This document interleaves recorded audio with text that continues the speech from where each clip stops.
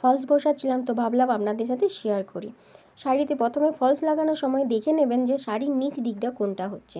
এরপর এক বিত্তা বা ফিতেতে যদি আপনি মাপেন তো 7 ইঞ্চ বাদ দিয়ে তারপর থেকে ফলসটা লাগাতে হবে। আর ফলস লাগানোর সময় আপনাদের দেখতে হবে ফলসটা সোজা আর উল্টো।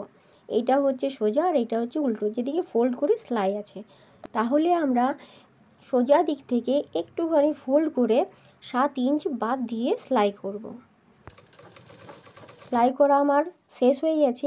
এরপর আবারও একটুখানি ফোল্ড করে সেলাইটা দেব, আর প্রথমে আর শেষে লক সেলাই দেব, ডবল করে সেলাই। আমার হয়ে গেল এখানে সেলাই করা পুরোটাই। এরপর করব হিম, আর ওপরে কখনোই আমরা মেশিন সেলাই দেব না, এটাতে শাড়িটা খারাপ হয়ে যায়। আর আমি এখানে কোথাও কোনো প্লেট দিইনি, সোজা সেলাই করে গেছি, তাহলে কোথাও কোনো কুঁচকে যাবে না। ভিডিওটি ভালো লাগলে like, comment, share. Bye bye বন্ধুরা।